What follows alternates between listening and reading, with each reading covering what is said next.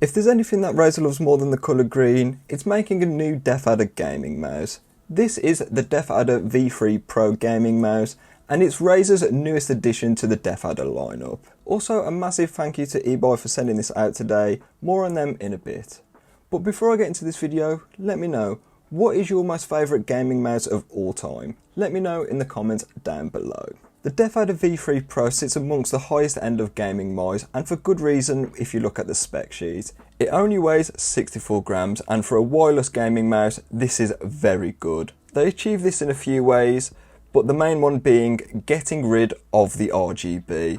RGB doesn't only save weight, but it also increases that battery life with 90 hours of battery life that this thing is rated for. So I would rather have these over a bit of RGB when you can't even see it when you're using it anyway, so yeah. On the bottom you will find Razer's updated optical 30,000 DPI sensor. I don't know why you'd run any mouse at 30,000 DPI, but the option's there if you want it. But other than that, it's a really good sensor, more on it in a bit. And on the bottom you will find the power and DPI switch. This is pretty much standard on every wireless Razer mouse. There are also 4 PTFE skates on the bottom as well, and these actually slide surprisingly well considering the size of them. And all of this can be yours for the MSRP of £149.99 here in the UK, so it's quite steep, but you are getting quite a bit for this price. If you're looking to buy this mouse or any other tech gear, Ebuyer is a great place to shop. They are a UK based retailer and they sell a wide range of electronics varying from mice to graphics cards. So check them out in the link in the description. Moving back to the DeathAdder now, and the build quality on this thing is probably the best of any mouse I've ever used.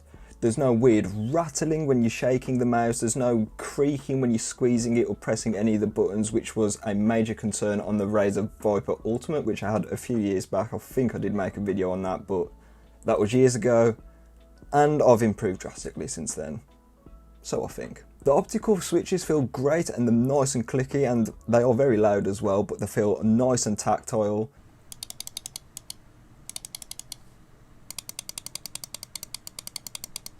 The scroll wheel isn't as firm as what I'd like it to be, but maybe I'm just spoiled by the G502. Also, the mouse is covered in this texture, which I actually really like. I don't know what the actual name for it is, but it's nice and grippy, especially when your palms get a bit sweaty in them gaming sessions. And speaking of the grips, it also comes with extra grips in the box as well. Personally, I opted not to use these, but if you wanted to use them, they're there and it's a great option, I think. It's also not ambidextrous as it's designed for right-handed use, so if you're left-handed or you want an ambidextrous mouse, this is not the one for you. The Viper is way better for this as it has buttons on both sides and it's more of a neutral shape. But overall, for the build quality, I have no complaints at all, and I think Razer excelled for this, but they should if them charging £140 for this thing. This time around, Razer did drop the Bluetooth on the DeathAdder V3 Pro, which I don't think is a major loss in my opinion, because Bluetooth does introduce a lot of input lag, but it is a major blow for people who wanted the extra connectivity. Maybe they just want to Bluetooth it to their laptop for work or something like that. This could be a bit of a downside for them. However, if you're gaming anyway, I always recommend using the 2.4 GHz, and Razer's Hyperspeed 2.4 GHz wireless connectivity is pretty good in my opinion. I think it's slightly behind Logitech's Lightspeed, only down to interference though. I did run into a few problems when I was gaming with this thing over wireless, but I fixed that by putting my mouse dongle in the back of my PC, so it wasn't that much of an issue, but it's just something I've never ran into with Logitech's Lightspeed technology. When I was using it wirelessly, there was no input lag at all, so Razer's done a good job here. They just need to sort out the interference issues, and if they get on top of them, then it would be a perfect wireless technology. And thanks to the lack of RGB, the battery life on this thing is rated up to 90 hours. This is 20 hours more than the Logitech G Pro X Superlight, a mouse which I already thought had an amazing battery life on it. This is when the DeathAdder V3 Pro is set to 1 kHz for the powering rate, which is, I think, all you need, to be honest. You don't need anything higher than that in 99.9% of the cases. And to juice it up, Razer have included a braided USB-C cable, which I think is a massive W on Razer's part. Gone are the days of the horrible micro USB. Looking at you, Logitech, you need to sort that out. So how does the Razer DeathAdder V3 Pro rank amongst some of the best gaming mice on the market? In the past, I've used the Viper Ultimate and the Logitech G Pro X Superlight, And I would say, I think I prefer the DeathAdder to all of these mice. Especially the G Pro X Superlight. I used to say this is one of my most favourite gaming mice of all time, and it still is. But I think the DeathAdder might have just overtaken this. I got to grips with the DeathAdder relatively quickly within the first sort of hour, and this is always a good thing when you get a new gaming mouse. It doesn't matter what gaming mouse you've got, if you're not comfortable with it, you're not going to be playing well with it. It's as simple as that. I use a claw grip when I'm gaming with my mice, and this mouse just feels absolutely incredible in my hands when I'm doing it. It's sort of like it was just moulded for my hand in a way. I have sort of like medium-sized hands. They're not too big, they're not too small either. And the DeathAdder V3 Pro fits perfectly inside of them. The optical sensor in this tracks very well. I've had no issues with the sensor at all.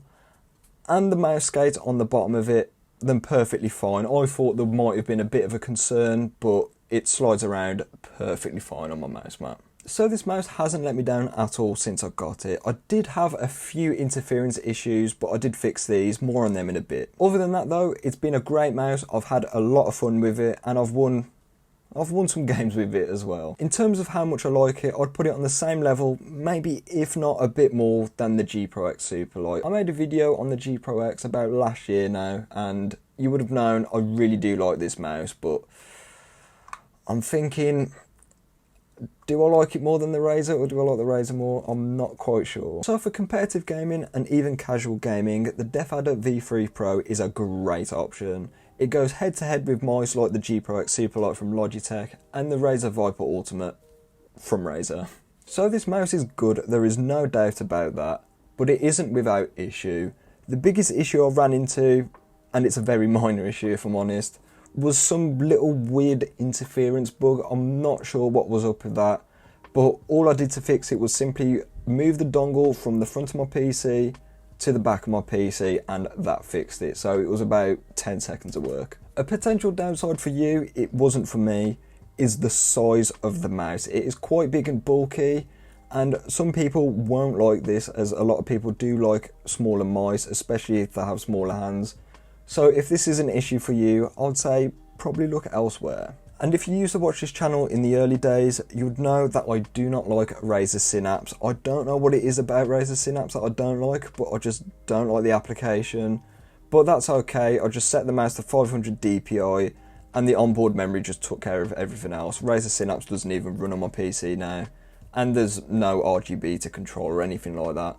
So there's no need to leave it running in the background, and I don't have to interact with it, which is good. Maybe I'm a bit harsh on Razer Synapse, but yeah, I don't want to run it anyway. The DeathAdder V3 Pro is truly an engineering masterpiece from Razer, offering a great build quality, very low weight at 64 grams, and great gaming features. This mouse truly is the real deal. At £149.99 at retail. By the way, the white one of this is going for £139 at Ebuyer, so just to let you know about that. It's a lot of money for a gaming mouse, but if you want some of the best features and build quality at this price, I think it's a very good deal in my opinion.